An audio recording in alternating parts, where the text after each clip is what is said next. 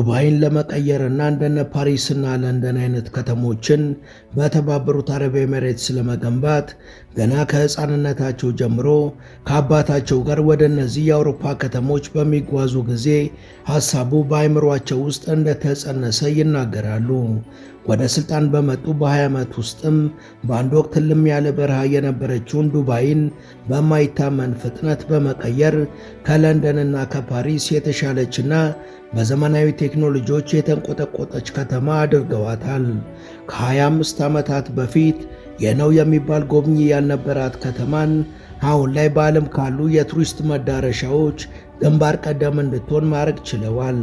እንደ ሌሎች ነገሥታት ቤተ መንግሥታቸውን ዘግተው ሳይሆን ከሕዝባቸው ጋር ተቀራርበው ሀገርን መምራት እንደሚመርጡ የሚናገሩት እኚህ ሰው ሕዝቡ ሐሳቡን እንዲሰጥ የሚጠቀሙበትና ለ15 ዓመታት ያለወጡት የስልክ መስመር አላቸው።